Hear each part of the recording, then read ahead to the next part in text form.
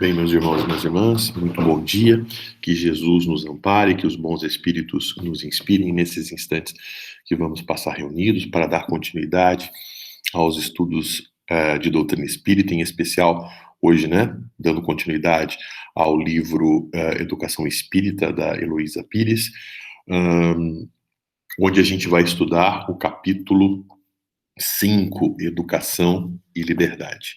Então, para a gente dar continuidade aos estudos, vamos fazer a nossa prece. Elevar o nosso pensamento a Jesus, trazer em nossa tela mental um Jesus vivo, luminoso, envolvendo nossas mentes e os nossos corações. E assim, Senhor Jesus, nós agradecemos mais essa oportunidade, rogando que esses momentos em que vamos passar reunidos se transcorram num clima de muita paz, de muito entendimento, que assim seja, graças a Deus. Muito bem. Dando início ao nosso estudo, para falar sobre liberdade, que a Heloísa coloca, né? Educação e liberdade, educar para a liberdade. Isso parece um tanto estranho, né? Mas educar para ser livre, né? E educar para ser livre tem muito, pode parecer estranho, porque a ideia de educação pode gerar a ideia de colocar o indivíduo dentro de determinados moldes. E aí, quando se fala em educar, significa fazer com que o indivíduo perca a sua liberdade, né? Deixe de ter liberdade, deixe de ser livre, né? E é preciso que a gente entenda isso, né? Então, Allan Kardec, em O Livro dos Espíritos, quando ele nos propõe uma análise do comportamento moral que agrada a Deus, né? Do comportamento que é certo, do comportamento que é justo, do comportamento que é bom, ele nos define alguns critérios importantes, né? Para que a gente considere. E o que ele está querendo dizer com isso? É que, normalmente, quando se define o que é bom, o que é justo, o que é correto, o que é moral dentro de uma estrutura social, muitas das vezes isso é feito dentro de uma perspectiva, dentro de um modelo muito ligado a determinados tipos de interesse daquele que legisla, né? Aquele que define o que é certo e o que é errado.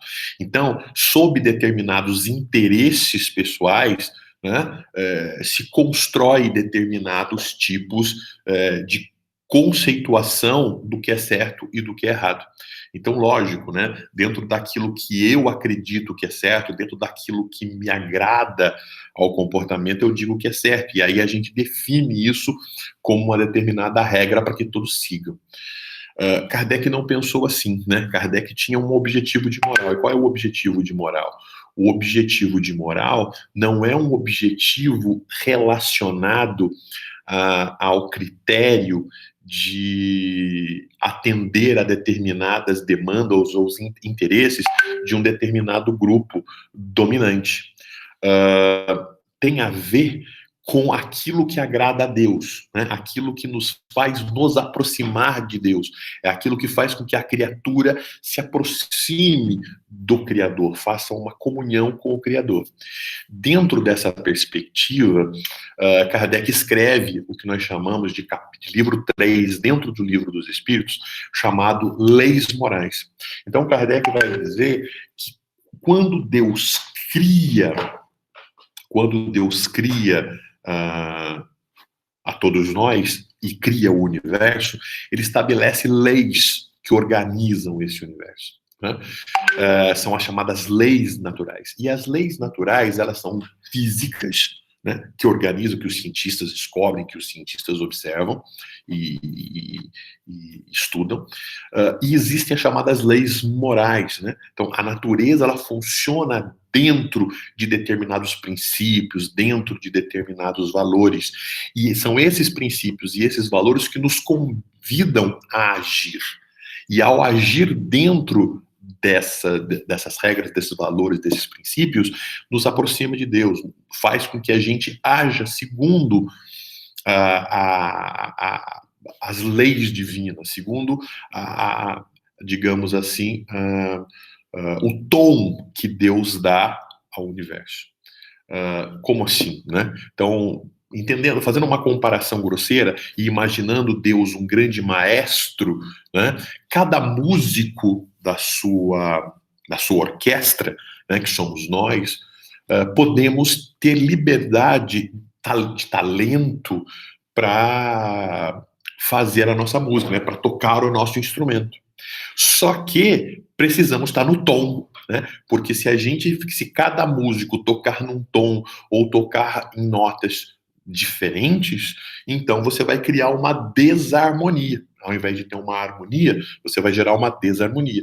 Então a gente pode ser criativo, a gente pode exercer a nossa liberdade de fazer as coisas que a gente acredita ser importante, que a gente tem talento para fazer, que a gente se dedica para fazer, pode, desde que a gente respeite uma determinada harmonia dentro dessas estruturas. E para conhecer essa harmonia, é preciso que a gente entenda o que Deus quer da gente, o tom divino, né, a harmonia universal. Então, quando a gente olha para a natureza, a gente observa que a natureza tem determinado tipo de comportamento, tem determinado tipo de ação. Então, quando a gente se comporta em sintonia, em harmonia com a natureza, a gente está em sintonia com Deus, está em sintonia com as leis divinas. Todas as vezes que a gente age em dessintonia, né, dissintonia, quando a gente age em desacordo, em desarmonia, a palavra dissintonia não existe, distonia, né, é a palavra certa, né, ela nos ajuda, né, a essa vinculação com Deus. Então, a moral espírita, ela não é uma moral piegas, uma moral tradicional, uma moral que atende os interesses de determinado grupo social. Ela é racional, ela é fruto da observação da natureza, observação da harmonia universal e tenta nos aproximar dessa harmonia. Ok? Quer dizer, tenta nos aproximar desse vínculo com a natureza. Então, a liberdade é uma lei da natureza, né? É uma observação que Kardec faz.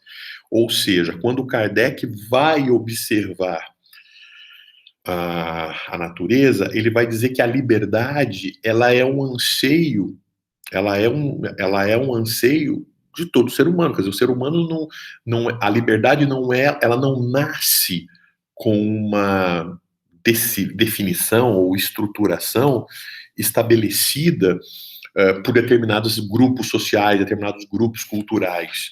Ela é um anseio de toda a natureza, né? Não só do humano, né? Mas a natureza quer ser livre, né? Você vê o animal quer ser livre, você vê os vegetais mesmo crescendo dentro de liberdade. É claro que você pode domesticar isso, né? Você pode organizar a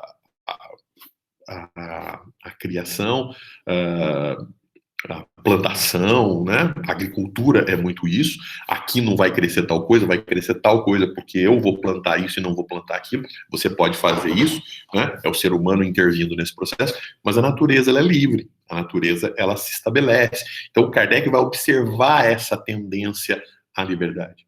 Mas é claro, né, que é preciso entender esse processo, né? É preciso compreender como se estabelecer essa liberdade, porque dependendo da maneira com que a gente age, a gente se compromete com determinadas coisas e perde a liberdade sem perceber que está perdendo a liberdade. Conhece a verdade e a verdade vos tornará livre. Então, a liberdade, Jesus ensinava que é um critério de conhecimento, né? É um critério de saber. Eu preciso saber ser livre. Eu preciso saber para conhecer os mecanismos de liberdade. Daí o conceito de livre-arbítrio dentro da lei de liberdade que Kardec usa para nos fazer entender melhor isso. Ou seja, o livre-arbítrio é uma capacidade humana de exercer a sua liberdade. Deu para entender? Então veja, a liberdade é uma lei divina, é uma lei da natureza, né? Deus nos fez livre, Deus nos fez ansiando por ser livre. Então a gente anseia a liberdade, a gente deseja a liberdade, porque faz parte da natureza humana, faz parte da natureza que Deus criou, do universo que Deus criou, o exercício da liberdade. Entretanto, o ser humano, ele exerce a sua liberdade à medida que ele tem noção daquilo que o torna livre, né? Da medida que ele conhece as coisas. Então, o grau da capacidade de exercer a sua liberdade varia, né? Então, uma criança, por exemplo, ela não é livre como um adulto é, porque a criança, ela lhe falta desenvolvimento de determinadas capacidades para fazer o que ela quer. Então, uma criança, por exemplo, ela tem o desejo de alguma coisa, né? Ela tem o desejo de comer, por exemplo, mas ela não sabe preparar os seus alimentos. Ela não sabe como realizar. Então, ela precisa de ajuda de alguém para fazê-lo, né? No início da sua vida, ela precisa aprender a andar para ganhar mais liberdade. Então ela tem uma liberdade restrita, quer dizer, ela tem liberdade, ela pode fazer o que ela quiser, mas se ela não sabe exercer a sua liberdade, se ela não tem noção do que pode realizar, ela é limitada dentro desse horizonte. Então, por exemplo, eu posso hoje querer, eu quero viajar, eu quero ir para São José dos Campos agora, por exemplo. Mas se eu não sei como chegar lá, eu não chego. Apesar de eu posso, eu sou livre para fazer isso, sou. Mas se eu não sei ir, se eu não sei fazer, se eu não sei chegar lá, então, apesar de ter liberdade, eu não tenho a capacidade de exercer a liberdade. Então, uma coisa é a liberdade, outra coisa é a capacidade de ser livre, de usar essa liberdade, né? De explorar essa liberdade. Então, a capacidade de ser livre, a capacidade de explorar, de fazer o uso da liberdade, tem a ver com livre-arbítrio, né? Ou seja, a capacidade do indivíduo de fazer escolhas, a capacidade do indivíduo de livre-arbitrar. E para saber fazer escolhas, é preciso saber que existem escolhas, que existem opções, né? E nesse aspecto, o indivíduo precisa aprender. Então, o conhecimento, a educação para o exercício da liberdade é um elemento fundamental. Então, Kardec faz uma discussão muito interessante sobre essa questão, né? Então, a educação para ser livre. Então, muitas das vezes, algumas pessoas dizem assim, mas nós não somos livres, né? Nós não somos de fato livres. Isso é uma discussão filosófica de muito tempo, né? E ela vai ganhar contornos muito bem caracterizados no século XX, né, no início do século XX, quando aparece então a filosofia existencialista, né, com Kierkegaard, com Jean-Paul Sartre, com Heidegger, Simone de Beauvoir, né, Nietzsche, então filósofos chamados filósofos existencialistas. Esses filósofos, eles vão discutir a liberdade e vão responder às críticas daquele que são contrário à ideia de que somos livres, né? Então, uma das questões é nós somos instintivos, né? Nós somos instintivos, então nós temos determinados instintos, nós temos determinados desejos, nós temos determinados aspectos biológicos que nos limitam a determinadas condições. E isso, então, faz com que a gente não tenha liberdade, porque a gente é condicionado a determinados critérios, a determinados instintos determinados pelos aspectos biológicos. Então, por exemplo, a paixão, por exemplo, né? O indivíduo, então, está apaixonado por uma pessoa. E a paixão é algo incontrolável. Você se apaixona pela pessoa. E quando você se apaixona pela pessoa, a pessoa tem defeitos, a pessoa tem falta de virtudes, a pessoa tem uma série de senões, né? Mas a pessoa apaixonada, ela não percebe isso, ou ela não dá importância para essa questão. Ela se entrega ao objeto da paixão dela cegamente. Então, algumas pessoas vão dizer, olha, isso é um exemplo claro, né, de que o ser humano não é livre. Apesar dele poder escolher, dele poder fazer a escolha, ele não faz. Ele é escravo do seu instinto. Ele é escravo, né, de muitos dos instintos. E um deles, os aspectos passionais, esse aspecto biológico que o atrai a determinada pessoa. Né? E os filósofos existencialistas dizem assim, olha, ele pode fazer a escolha? Ele pode. Se ele pode fazer a escolha, ele é livre. Né? Se ele pode fazer a escolha, ele é livre. Se não existe a possibilidade de escolha, então, lógico, você é passional. Você tem a paixão dentro de você. Você se apaixona. E aí a paixão te orienta para uma determinada pessoa. Ok? Mas mesmo apaixonado, existe a possibilidade da escolha ou a paixão impede a escolha? Não, a paixão não impede a escolha.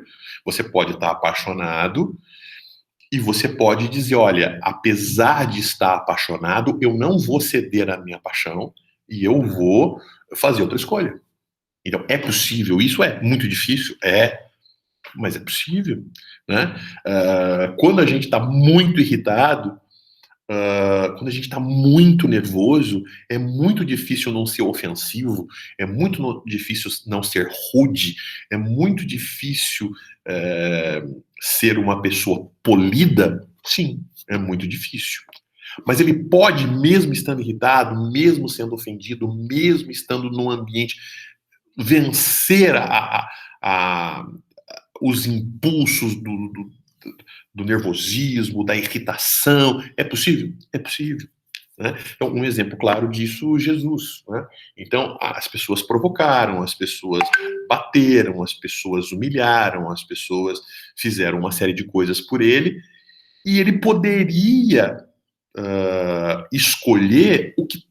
Não escolher, né? Ele poderia ser levado pelos impulsos irracionais a se irritar e pagar na mesma moeda aquilo que estavam fazendo para ele, sentir ódio daquelas pessoas, sentir raiva daquelas pessoas que o maltratavam, que o ofendiam, né? Porque faz parte do nosso instinto. Quando a gente é atacado, o nosso instinto de conservação, o nosso instinto de defesa faz com que a gente ataque também. Né? O animal acuado, o animal que não quer atacar, um animal que não precisa atacar, mas ele se sente acuado, ele se sente atacado, né? Ele ataca, porque é um mecanismo de defesa. Ou ele foge, mas se ele percebe que não tem como fugir, como não é possibilidade, ele não vai se deixar imolar, ele não vai se deixar morrer. É isso? Então, o que ele faz? Ele vai atacar para tentar como uma tentativa de sobrevivência, né? como resposta a um instinto de sobrevivência. Uma zebra, por exemplo, ante um leão, ela tem muito pouca chance de sobreviver numa briga, numa luta contra um leão. Mas quando ela percebe... Então, o primeiro impulso dela, o primeiro instinto dela é fugir. Se ela percebe que não tem fuga, se ela percebe que ela está acuada, qual é a reação dela? É lutar, é dar coice, é fazer o que pode para tentar encontrar uma solução e se manter viva, não é isso? Então, é mais ou menos isso. Então, quando Jesus foi acuado, quando foi ofendido, quando foi humilhado, né? Quando ele foi agredido, né, física e moralmente, a tendência de Jesus era se subverter, né, era ser vencido pelos instintos e dar uma resposta no nível dos seus agressores. Mas Jesus escolhe não fazer. E ele surpreende toda a humanidade quando das suas bocas saem: Pai, perdoa, porque não sabem o que fazem. Quer dizer, ele escolhe perdoar.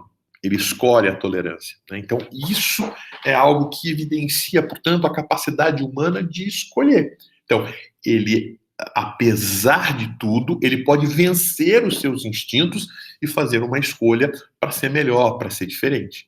Não é isso? Então, quando observamos o exemplo de Jesus, a gente percebe que Jesus era livre, né? Ou seja, as pessoas não interferiam na sua vontade, as pessoas não interferiam no seu desejo. Ele conseguia conviver com as pessoas, ele não precisava se isolar das pessoas para não deixar que as pessoas interferissem na vida dele. Né? Então ele podia viver em sociedade, ele podia se relacionar com a sociedade, ele tinha capacidade de respeitar as pessoas, de entender que as pessoas podiam ter suas vontades, podiam ter seus desejos, podiam ter suas opiniões perfeitamente. Entretanto, ele não permitia que isso impedisse ele de ter as suas opiniões e de e de ser contrário, mas também isso não o impedia de também poder conviver, de escolher conviver com a pessoa que estava ali, né? Então, perceba que Jesus ele tinha uma alta capacidade de exercer a sua liberdade. Então ele não se sentia acuado em nenhum momento, ele se sentia livre em qualquer lugar, né? Porque em qualquer lugar e em qualquer situação, porque em qualquer situação e em qualquer lugar, os instintos que lhe envolvia não o impedia de fazer aquilo que ele efetivamente queria fazer. Então, ele controlava os seus instintos, ele controlava as influências humanas, ele controlava todo esse processo e ele dizia: olha, eu vou fazer aquilo que eu efetivamente quero. Porque a sua capacidade de fazer escolhas é muito clara. Então, ele é um indivíduo livre, né? Que tinha capacidade de exercer a sua liberdade grande. Então, todos nós somos livres, assim como Jesus era livre. Mas Jesus tinha uma capacidade de exercer a sua liberdade de uma forma muito mais ampla. E o que se chama isso? Livre-arbítrio. Ele tinha uma capacidade de livre-arbitrar muito grande. Então, livre-arbítrio é uma capacidade. Como toda capacidade, ela se desenvolve. Agora, para ela desenvolver, ela precisa ser estimulada a se desenvolver. Perceba a nossa dificuldade de fazer escolhas. Né? Quando a gente tem que fazer, a gente costuma dizer assim: ó, o brasileiro empurra com a barriga, o brasileiro deixa as coisas para a última hora. É o ser humano, né? O ser humano ele posterga, ele é postergador, né? E por quê? Porque ele, de alguma forma, ele a escolha é difícil, a escolha não é fácil. Então, nós queremos ser livres, nós queremos ter a capacidade de escolher, mas diante da escolha, a gente sofre, né? A gente se angustia, porque fazer escolhas não é fácil, né? E às vezes a gente quer que as pessoas escolham pela gente. A gente quer que as pessoas escolham pela gente. A gente vai perguntar a opinião, escuta, o que você acha? O que você faria no meu lugar? Né? Então, por quê? Porque fazer escolhas não é fácil. E por que não é fácil fazer escolhas? Porque para fazer escolhas é preciso ter a capacidade de saber renunciar a outras coisas menos importantes para ter aquilo que efetivamente você deseja. Né? Então, os filósofos existencialistas, eles nos diziam isso, né? Tem uma frase famosa de Jean-Paul Sartre que diz assim: o indivíduo está eternamente condenado a fazer escolhas. Né? E aí a pergunta fundamental mas fazer escolha é muito bom, por que é condenado? Quando se fala condenado, existe uma tendência, existe um aspecto negativo, um tom negativo na ideia de condenação, estar condenado. Então, por que ele está atribuindo esse tom pejorativo, esse tom negativo à liberdade, já que a liberdade é muito boa? Porque ele está dizendo que que o preço, né, muitas das vezes, pelo direito de fazer as escolhas, ou seja, de ter a liberdade, é a angústia. né? E o que é angústia? A angústia é fruto da nossa dificuldade de fazer escolhas, né? Quando nos é oferecido qualquer coisa, né? Então, digamos que eu diga para vocês, olha, pode escolher agora, no dia de hoje, né? Então, você chega no seu aniversário, né? E uma pessoa chega para você e diz assim, olha, pode escolher o carro que você quiser, que eu vou te dar, né? Você entra, né? Você fica feliz porque você tem todos os carros, né? Você pode olhar, né? Todos os carros do mundo você pode ter. Você pode ter. Porque o indivíduo falou para você, olha, você pode escolher o carro que você quiser que eu te dou. Né? Então, naquele momento, todos os carros do mundo é seu. E isso promove uma satisfação, mas promove a satisfação porque você ainda não teve de fazer a escolha. Né? É, te deu a possibilidade da escolha. Então, a liberdade ela tem um gosto muito legal. Agora, a capacidade de exercer a liberdade ela é dolorosa, ela é difícil. A gente precisa ter essa capacidade. Se a gente não tem, a gente entra em pânico, a gente entra em desespero, a gente entra em angústia, né? E aí a gente não sabe o que escolher, porque quando a gente escolher um carro, todos os outros a gente perde. Né? Então a gente precisa saber fazer essa escolha, porque depois, se a escolha não for correta, todas as vezes que a gente vê aquele outro carro que a gente poderia ter escolhido e poderia ter sido nosso, a gente vai suspirar. E esse suspiro é o indício de que existe ali uma angústia, né? Uma chateação, uma tristeza de que não fez a escolha certa. Né? É célebre o exemplo do gênio da lâmpada que pode fazer o que você quiser, mas te considerar apenas três. Você pode pedir o que você quiser, mas só pode pedir três coisas. Né? Qualquer coisa, mas três. Né? Você tem um limite para fazer as suas escolhas. Então, que escolhas eu posso fazer? Né? Então, ué, mas estão te dando a liberdade, você devia ficar. Não. Você, é, você não quer escolher. É, você quer poder escolher sempre. Né? Você pode querer sempre, querer tudo. Mas querer tudo não é fazer escolha. Querer tudo não é ser livre. Né? Então, ser livre é a capacidade de fazer escolhas. E fazer escolhas não é fácil, não é simples, ela é angustiante, ela é difícil, ela não é fácil. E, portanto, ela exige educação, ela exige preparação, ela exige planejamento, ela exige educação. Né? Então, é preciso educar, é preciso planejar, é preciso estar preparado, é preciso ser capaz de desenvolver a habilidade de fazer a escolha. Então, Kardec fala exatamente disso. Né? Ele fala da importância de desenvolver o livre arbítrio, né? De ser capaz de fazer as escolhas. Então, a Heloísa Pires, ela fala exatamente nisso. Né? Então, o indivíduo que não é capaz, né, de exercer a sua liberdade e fica escravo dos seus instintos, e fica escravo das suas paixões, e fica escravo dos desejos materiais, esse indivíduo ele não é livre. Ele pode acreditar que é livre, mas ele não é, né? Porque ele está preso a determinadas questões que às vezes o levam, né, para determinadas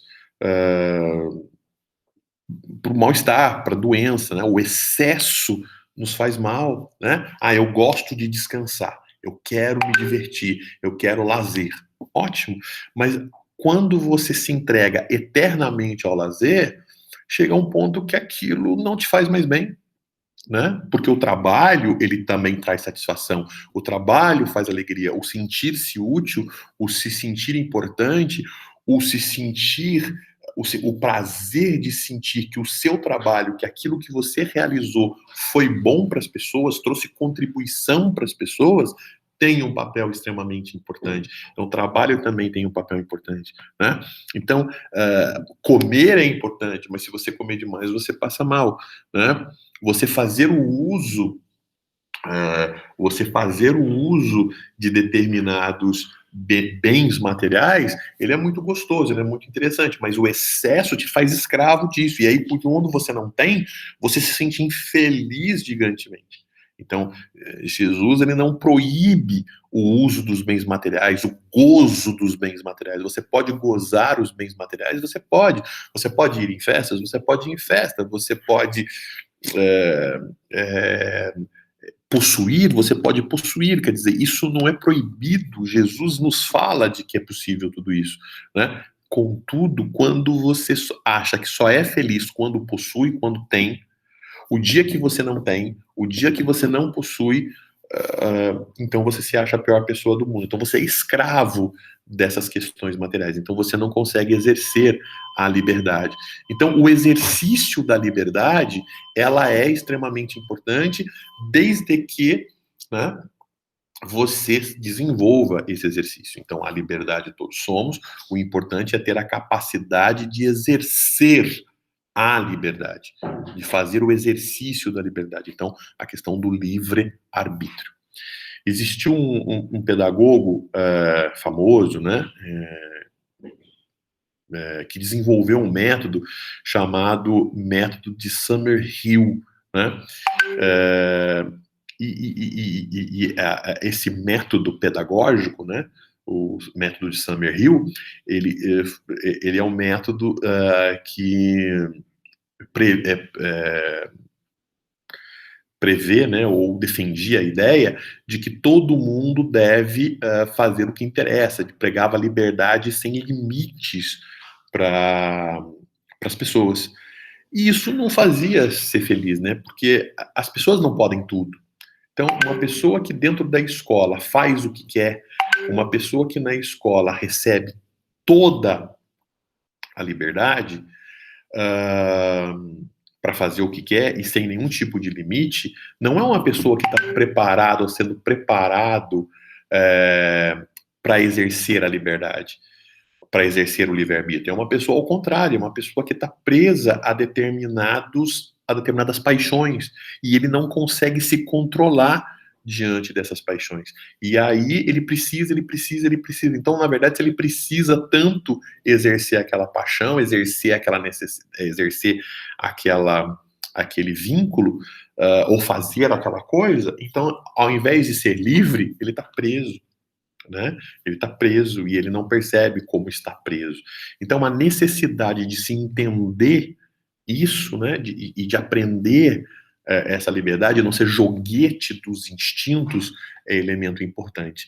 Então, a educação espírita nos ensina a nos ver, a controlar os nossos impulsos, a controlar os nossos instintos, né? A controlar os nossos instintos físicos, né? Os nossos apegos físicos. Então, o nosso corpo, ele nos chama a determinados apegos. Né? Então, nós nos apegamos a determinados vícios que são próprios da condição humana.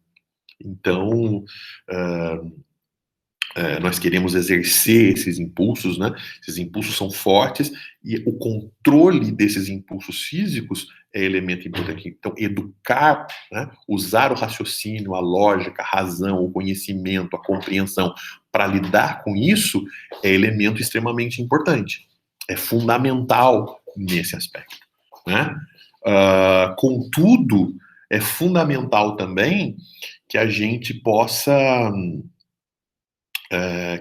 ter controle também das questões morais, né?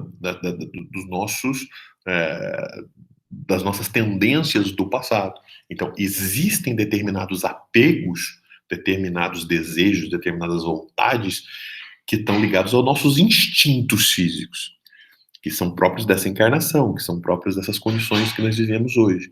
Mas existem determinados impulsos, determinados instintos que vêm de vidas passadas, e a gente não consegue superar. Então, a gente sabe que aquilo não vai fazer bem pra gente.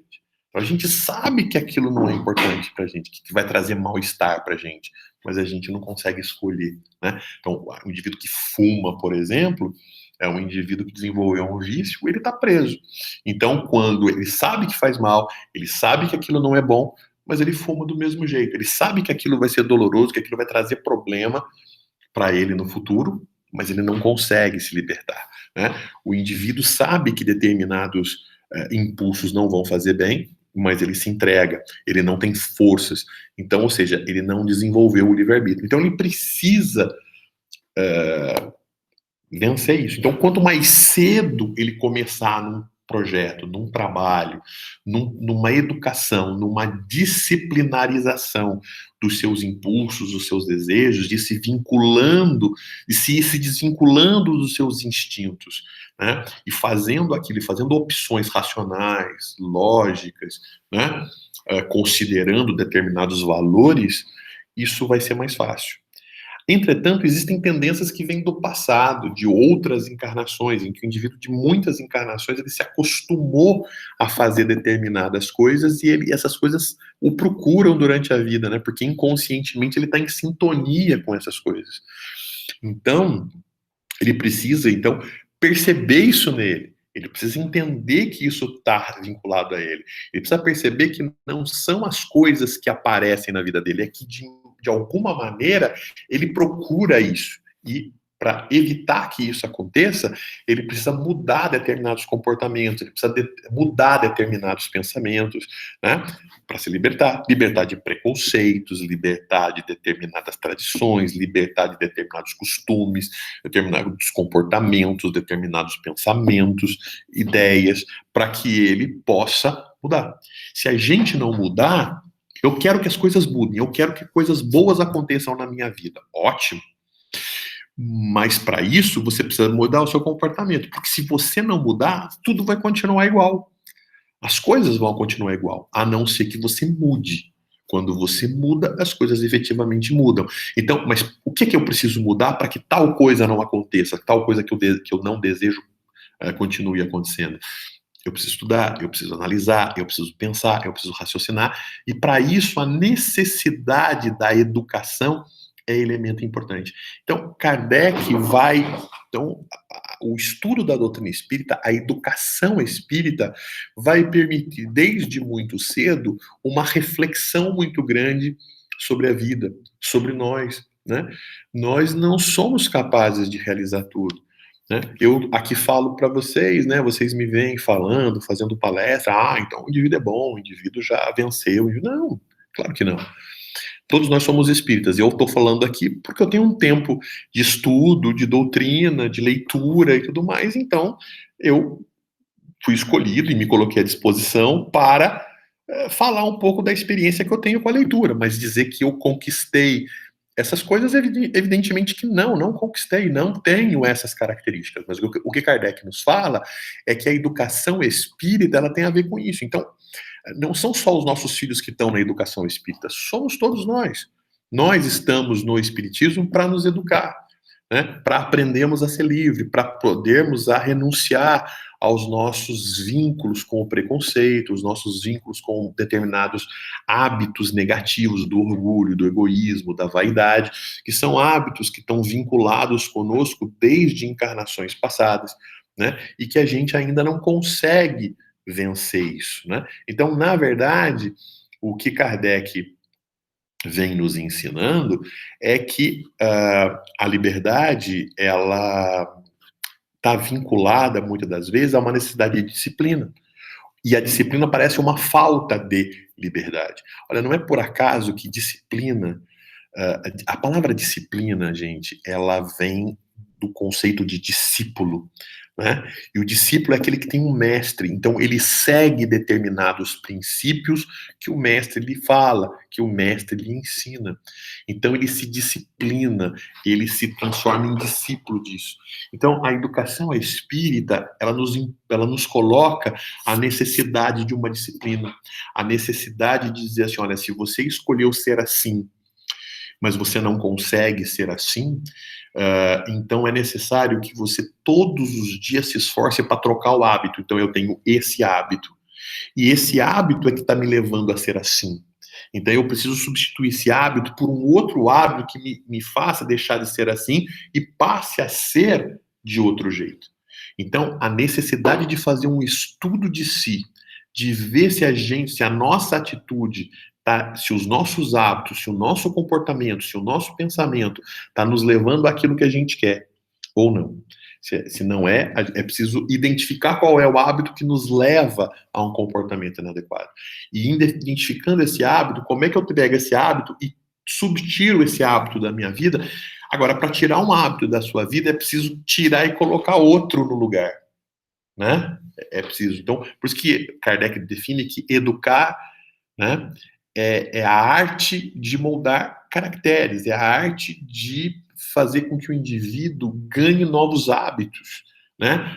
A educação é o conjunto de hábitos adquiridos, né? Então, que hábitos eu preciso colocar na minha vida para que eu me livre, né, da prisão do preconceito, da prisão do negativismo, a prisão do orgulho, do egoísmo, da inveja. Como a inveja, perdão, como a inveja, ela exerce uma prisão, como ela nos prende, como o ódio nos prende, como ah, o orgulho nos prende. Pode fazer aqui, não vou fazer porque as pessoas vão dizer e tal. Então, você é orgulhoso, você é preso a determinadas convenções, né? A pessoa que acha que sabe, ou a pessoa que não quer admitir que não sabe, ela nunca vai aprender. Né? Então ela precisa da humildade para admitir que não sabe e aí em busca do conhecimento. Né? O primeiro passo para aprender é admitir que não sabe tudo e, portanto, é o primeiro passo. Né? É um hábito que eu preciso ter para que outros hábitos se estabeleçam e eu aprenda. Então, a educação espírita é isso. Né? A educação espírita nos faz refletir, nos faz pensar, nos faz analisar, nos faz estudar as coisas, nos autoestudar, e nesse processo de autoestudo e de estudo das coisas, a gente pode então perceber aquilo que a gente precisa na gente e fazer a troca, né? A mudança de hábitos tão importante para a nossa reformulação espiritual. Bom, gente, é isso, né? É isso que a Heloísa ela nos fala, né? De como é que a educação espírita pode nos trazer liberdade, né? E qual é o conceito de liberdade espírita, né? Para que a gente entenda o verdadeiro significado disso tudo, tá ok?